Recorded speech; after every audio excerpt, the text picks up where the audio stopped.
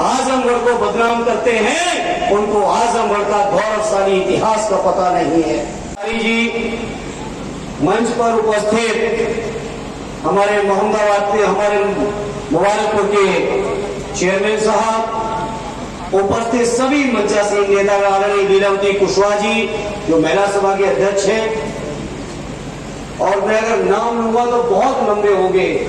इसलिए मैं अपने सभी साथियों से अनुरोध करूंगा, क्योंकि नाम लंबे लेना मंच पे फिर बहुत ही लंबा हो जाएगा। और विशारद जी जो मैं समझता हूँ बहुत वरिष्ठ नेता हैं इस क्षेत्र के, और विशेष रूप से धन्यवाद दूंगा भाई विजयलाल जी को, विजयलाल जी को विशेष धन्यवाद, और उपस्थित सभी मेरी पार्टी के सम्मानित और शेरदेव समाज पार्टी और गठबंधन के सम्मानित नेतागण, सखियाओं ब्लॉक के मेरे सभी सम्मानित बुजुर्गों, नौजवान साथियों, कार्यकर्ता साथियों, पत्रकार मित्रों, आज के इस मौके पर मैं सबसे पहले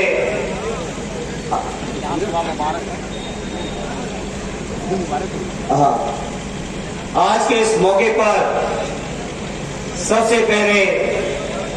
मैं आजमगढ़ के अपने सभी सम्मानित नेताओं का,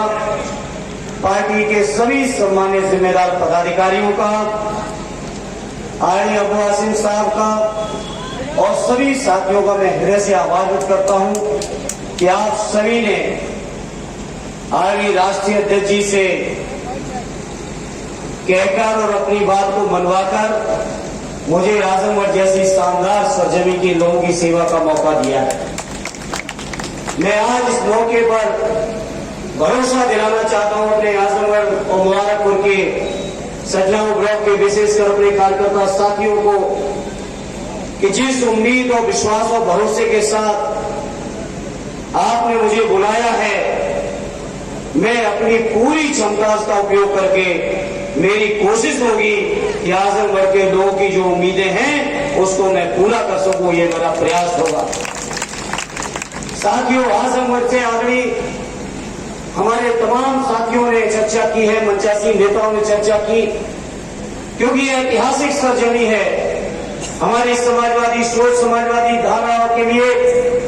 समाजवादी विचारधारा के लिए। ये मेरा सौभाग्य है कि मुझे इस सरजमी में आने का मौका मिला, जहां स्वर्गीय रामबच्चन जी, स्वर्गीय चंजीत जी, स्वर्गीय राम नरेश जी ने इस क्षेत्र का गौरव बढ़ाया हो, जहां के लोगों ने हमारे नेता आदरणीय नेताजी को अपना सांसद चुना हो, आदरणीय अखिलेश यादव जी को सांसद चुन के उस परंपरा को आगे बढ़ाया हो, रमाकांत यादव जी जो हमारी पार्टी के वरिष्ठ नेता हैं आदरणीय, उनको कई बार सांसद बनाकर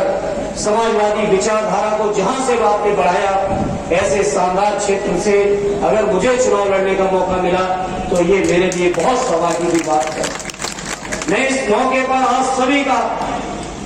विश्वास दिलाना चाहता हूं, आप सभी को भरोसा दिलाना चाहता हूं कि आजमगढ़ का वो शानदार तेवर,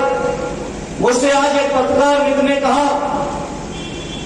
कि आजमगढ़ को लोग बदनाम करते हैं। मैंने उन पत्रकार मित्रों से कहा कि जो लोग आजमगढ़ को बदनाम करते हैं उनको आजमगढ़ का गौरवशाली इतिहास का पता नहीं है।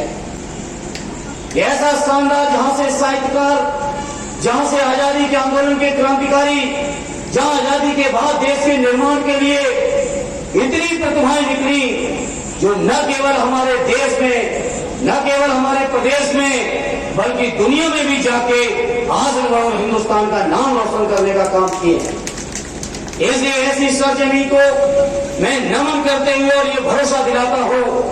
आज जो हिंदुस्तान और उत्तर प्रदेश के अंदर भारतीय जनता पार्टी की जो सरकार, जिस सरकार ने अन्याय, अत्याचार, शोषण और की पराकाष्ठा कर दी हो, जहां महंगाई के नाम पर बातें करके, भाषण देके, जुमले देके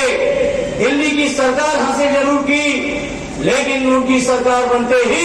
महंगाई देश में बढ़ी है। मेरे मुबारकपुर के साथियों, इन्होंने पूरे हिंदुस्तान के नौजवानों को गुमराह किया था कि हम रोजगार देंगे, लेकिन हमारे नौजवानों की, जैसा आदरणीय अबू आसिम साहब ने अपने भाषण में चर्चा की, आजादी के बाद अगर देश में सबसे ज्यादा बेरोजगारी बढ़ी है तो आज की तारीख में भारतीय जनता पार्टी की सरकार में बढ़ी है। साथियों, इन्होंने क्या क्या नारे दिए थे लोगों के जज्बात को अपने साथ जोड़ने के लिए, लोगों की भावनाओं से खेलने के लिए। इन्होंने कहा कि मैं देश नहीं बिकने दूंगा, लेकिन बाहर है मोदी जी, बाहर है बीजेपी के लोगों, जब आपने कहा देश नहीं बिकने दूंगा तो देश की कोई बड़ी चीज नहीं बची जिसको आपने न बेच दिया हो। आपने रेल बेच दी, आपने हवाई अड्डे बेच दिए, आपने सड़कें बेच दी,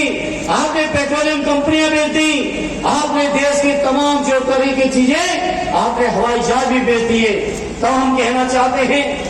जो भारतीय जनता पार्टी के लोग देश की तमाम संपदा को बेचने में तुले हो, महंगाई बढ़ाने में तुले हो, नौजवानों की बेरोजगारी बढ़ाने में तुले हो, देश के गरीबों को लगातार गरीब बनाने में तुले हो,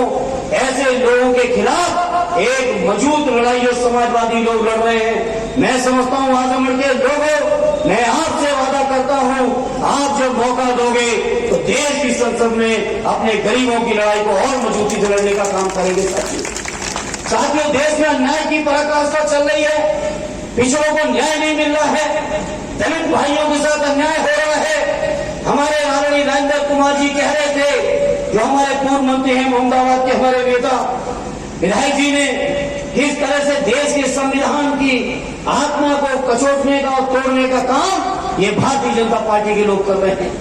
ऐसे समय में आजमगढ़ का ये चुनाव हो रहा है, इसलिए मैं कहना चाहता हूं आजमगढ़ के लोगों,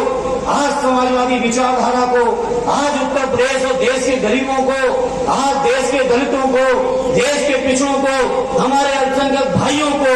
जरूरत है कि भारतीय जनता पार्टी को सबक सिखाने का काम हम समाजवादियों को करना है। साथियों, जहां आदरणीय अखिलेश यादव जी ने को आपने उत्तर प्रदेश के अंदर विधानसभा में नेता प्रतिपक्ष के तौर पर बैठाकर प्रदेश की जो सरकार है, जो गंभीर सरकार है, जो अन्याय अत्याचार करने वाली सरकार है, उस सरकार को नाथने के लिए आदरणीय अखिलेश यादव जी उत्तर प्रदेश की विधानसभा में नेता प्रतिपक्ष के तौर पर विराजमान हैं। और यही कारण है कि आज आजमगढ़ से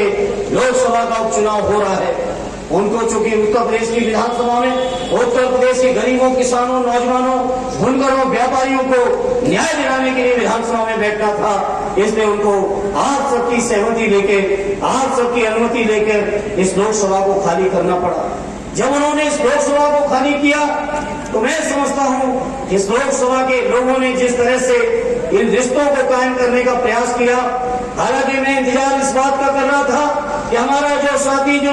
कोई आए नामांकन करे तो प्रचार में आजमगढ़ में जाने का मौका मिले,